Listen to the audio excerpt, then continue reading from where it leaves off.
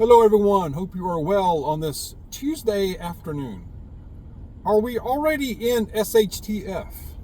I mean like a widespread SHTF. Are we already in that, y'all? I'm going to go more into that. I'm going to go deeper here, so bear with me. I also have a good passage that I will share with you that I believe will speak to you. It really will. So stay tuned for that. You don't want to miss that. All right. So, yesterday evening after dinner, Ms. Dawg and I were talking and solving all the world's problems, of course. And she made a comment that struck me. She said, and I'm trying to remember now what exactly precipitated her comment. But she said, I believe every day is SHTF right now. I believe that we are seeing SHTF on a daily basis. We are in it. I can't disagree with that. I don't think she's wrong. And she said, I believe the fan is just speeding up. But it's been speeding up for a while. It just didn't go from off to high in 1 second. It's been going from off to low to medium high to, so it's incremental. So when it's like that, it's harder to notice if you think about it, really. Like the boiling frog theory, it takes a while, but it's just as lethal. I believe she's right. And that really got me thinking about it, and I've kind of had that fleeting thought before, but I've never really stopped and really thought about it, right? I was just making notes, but I think you can make a case for it. I really do. I think on so many levels, if you widen out, I mean, there are personal SHTFs that we go through as individuals or even as families, but I think you could also say it's true on a much higher level, on a wider scale. If you widen out the picture, so to speak, you can make a good case that we are already in World War III right now. When you really look at it, the United States is at war right now. We are actively, at least the Navy is, and probably more than that, I'm sure, as far as all around the world. It's not widely reported. But we have conflicts in multiple areas of this world with no peace talks on the horizon at all. And only escalation keeps going, keeps escalating. And we have a potential for something even much bigger. And I believe we're heading that direction. We really are. And I think the next few months are very crucial. The next 3 to 4 months are very crucial. And as we've been saying, time is short. Definitely. The economy. And I'm focusing mostly United States. You can make Canada in that, and even the UK and Europe, but especially North America, the economy. A depression. I firmly believe we are in a depression. If you even just look at the debt, I mean, the American consumers and other countries are carrying record high consumer debt right now. If people were not able to use credit, I believe it would be out there easier to see. And that's coming. That's coming. It's going to crash. It can only go so far. So you have the economy, we have a depression, in my opinion, increasing civil unrest, increasing crime issue on just a monster scale.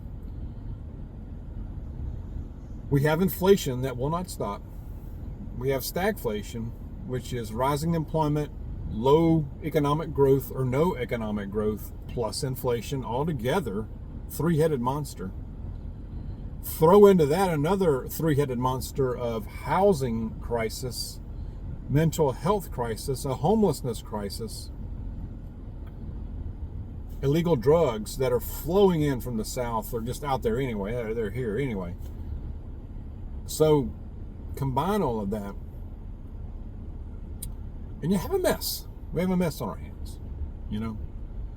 Now, throw into that your personal SHTFs, financial, health issues. A lot of people are sick, struggling with that kind of thing.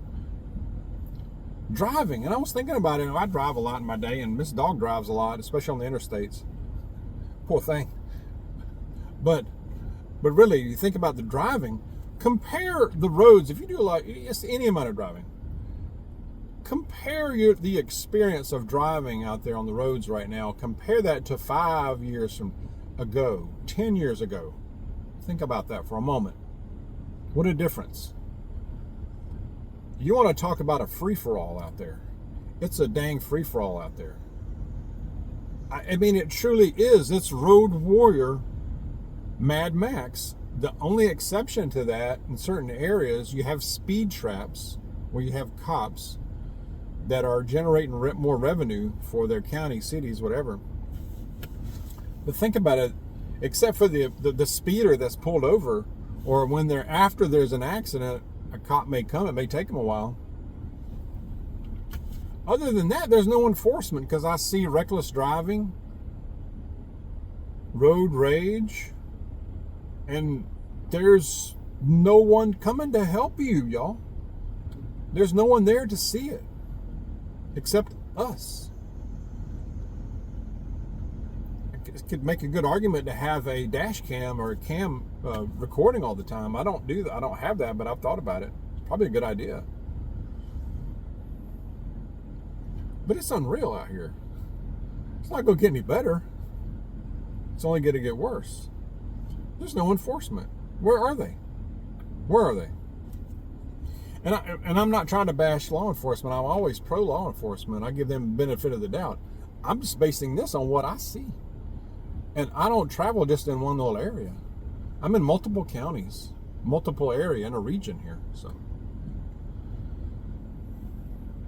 and that's not to even speak of, and talking about the SHTF. I hadn't even mentioned the invasion yet.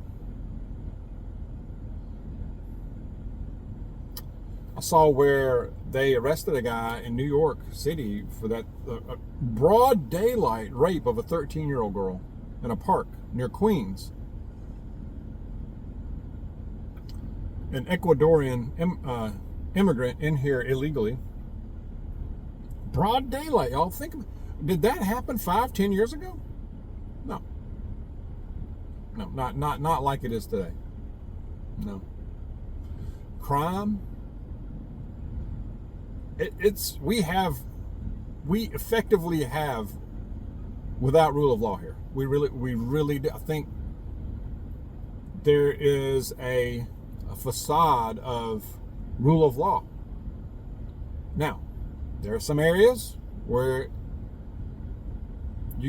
it's a lot better than others, where you do not think about that so much. But it's getting to the point, no matter where you are, you really have to watch it. And a lot of people talk about the defensive tools and the things that go in them and the things that you can do with them. And I get that. I think it's good to have that. I mention it sometimes, but I think first, before that even, or before you have to use that, it's just being aware. And not just aware, but just alert. First of all, you got to be alert to be aware, right? And be observant of what other humans are doing around you.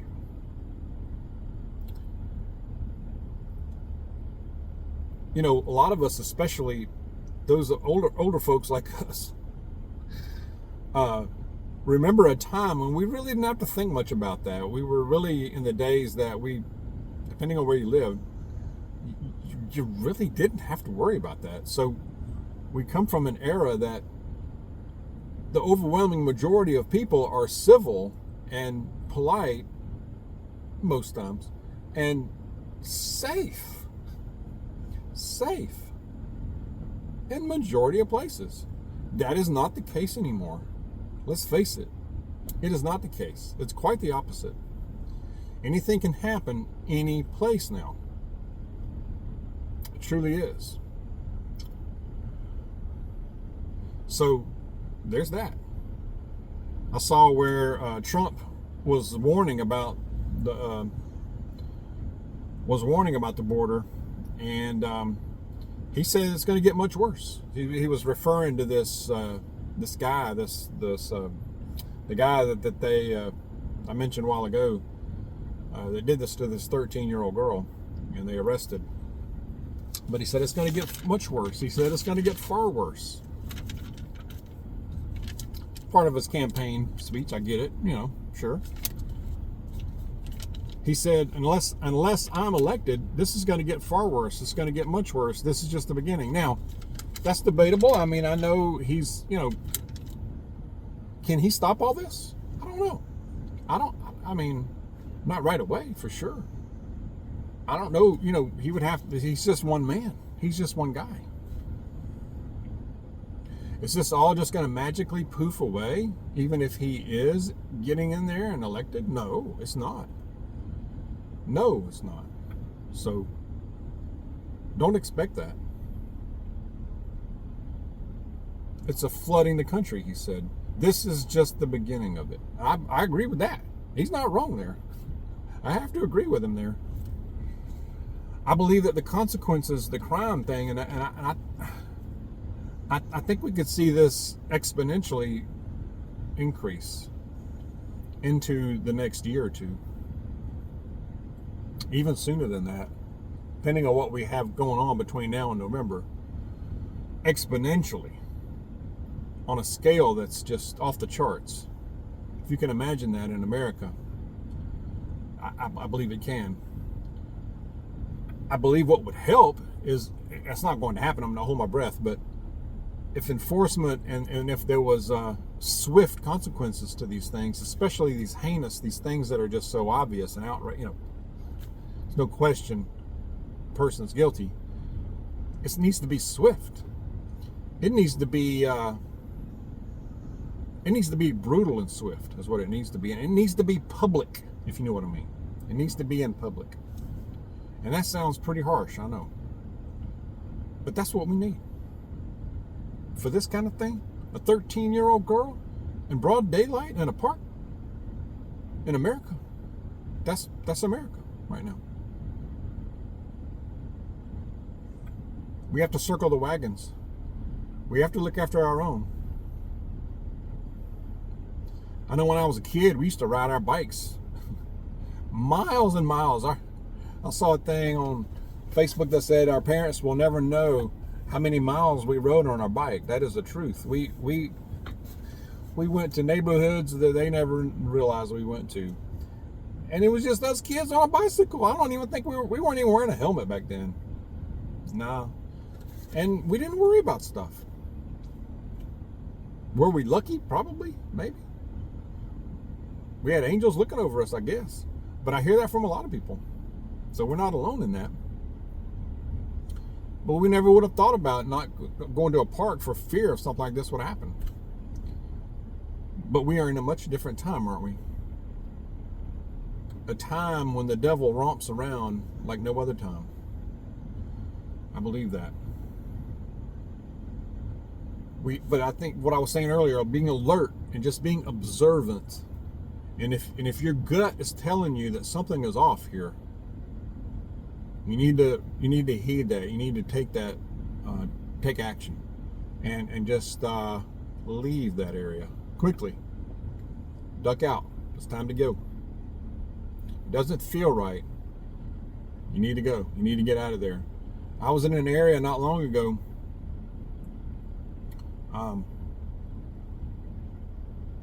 Looking for somebody. This is part of my work, and it didn't feel right. The area didn't feel right. I can't really put my finger on it. I can't put my finger on it, but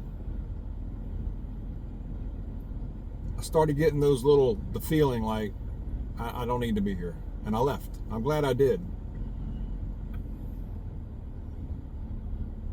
Glad I did. So pay attention to that. Just be alert. Don't be over paranoid and panicky, but pay attention. Pay attention. All right. Observant. That's the word. Word for the day. Observant. Keep preparing, of course.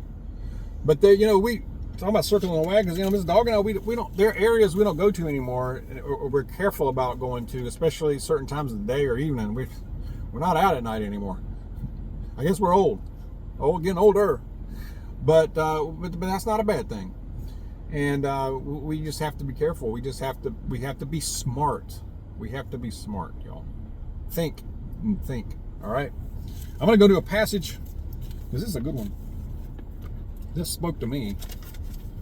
This is in Psalm chapter 86, starting in verse 5. It says, "For you, Lord, are kind and ready to forgive, abounding in faithful love to all who call on you. Lord, hear my prayer. Listen to my cries for mercy. I call on you in the day of my distress, for you will answer me. Lord, there is no one like you among the gods, and there is no other works like yours. All the nations you have made will come and bow down before you, Lord, and will honor your name, for you are great and perform wonders. You alone are God."